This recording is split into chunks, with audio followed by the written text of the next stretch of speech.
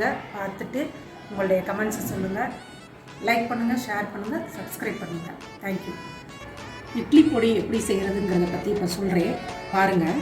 அதுக்கு தேவையான பொருட்கள்: கருவேப்பிலை உருவி வச்சுருக்கிறேன், வத்தல் காம்பு எடுத்துகிட்டு வச்சுருக்கேன், இது ஒவ்வொரு கப்பு எடுத்துக்கிடுங்க. கடலைப்பருப்பு, உளுந்து, வெள்ளை உளுந்து ஒவ்வொரு கப்பு, ஒரு 100 அல்லது 200 150 எடுத்துக்கிடுங்க. பெருங்காயத்தூள், சால்ட்டு, கல் உப்பு தான் போடணும். கொஞ்சம் எள்ளு போட்டுக்கணும், கருப்பு எள்ளு போட்டால் டேஸ்ட்டாக இருக்கும், அது போட்டுக்கலாம். புளியை கொஞ்சோண்டு போட்டுருங்க. பூண்டு நான் காய வச்சுருக்கேன். 2 நாள் காஞ்சதுக்கப்புறம் அப்படி இருக்கும். நல்லா காய வச்சுக்கணும், அப்போ தான் அரைக்கும் போது தண்ணி பசை இல்லாமல் இருக்கும். இதெல்லாம் தனித்தனியாக வறுக்கணும். வறுத்து அரைச்சி உங்களுக்கு காட்டுறேன். கருவேப்பிலை தேவையான அளவு நீங்கள் எவ்வளோ சேர்க்குறீங்களோ அவ்வளோ உடம்புக்கு ரொம்ப நல்லது. அதனால் கருவேப்பிலையும் காய வச்சேன், 1 வாரம் காய வச்சேன். நிழல்லே காஞ்சிருக்கு. நல்லா இந்த மாதிரி கிறிஸ்பியாக இருக்கணும். அப்போ வறுக்கும் போது உங்களுக்கு ஈஸியாக இருக்கும், அரைக்கும் போது ஈஸியாக இருக்கும். இந்த பொருட்களை வச்சு இட்லி பொடியை தயார் பண்ணுவோம். வாங்க பார்க்கலாம்.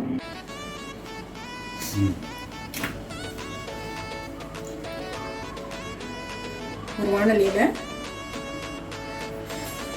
வச்சுக்கிடுங்க. கல் உப்பு முதல்ல போட்டுக்கிடுவோம்.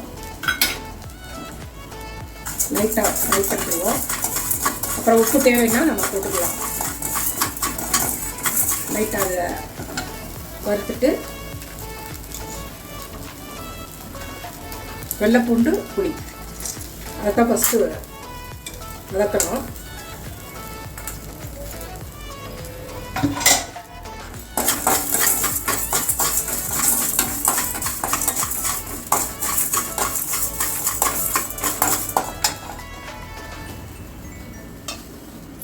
நெக்ஸ்ட்டு உளுந்து போட்டுக்கணும்.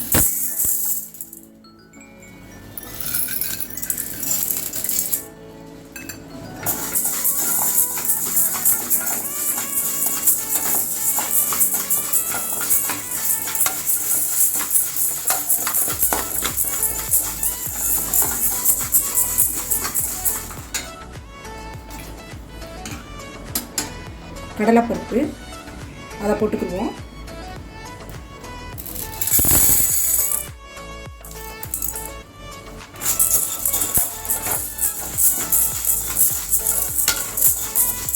நல்லா வறுத்துக்கிறோங்க. வறுத்ததுக்கப்புறம் தான் எல்லாத்தையும் மிக்ஸ் பண்ணணும்.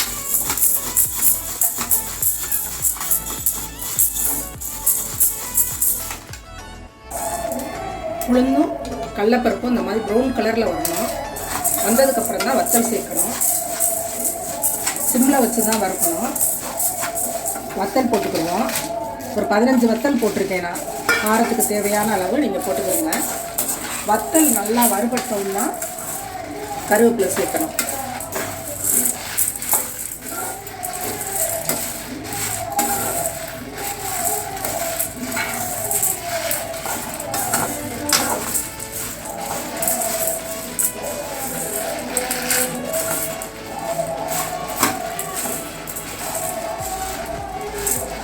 வத்தல் நல்லா ரோஸ்ட் ஆயிடுச்சு. நெக்ஸ்ட்டு கருவேப்பிலை சேர்த்துக்கிடுவோம்.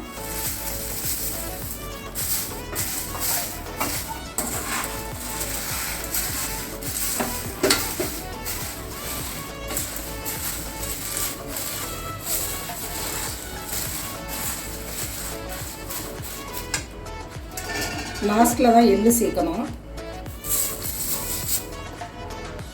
எள்ளு சேர்த்துட்டு லாஸ்ட்டில் பெருங்காய பவுடராக இருந்தாலும் கட்டியாக இருந்தாலும் நுணுக்கிட்டு நல்லா பவுடர் பண்ணிவிட்டு நீங்கள் சேர்த்தீங்கன்னா நல்லா இருக்கும். எல்லாத்தையும் போட்டு நல்லா வறுத்துருவோம். வறுத்துட்டு ஆற வச்சுட்டு அரைச்சிருவோம். பாருங்க, இட்லி பொடி ரெடி ஆயிடுச்சு.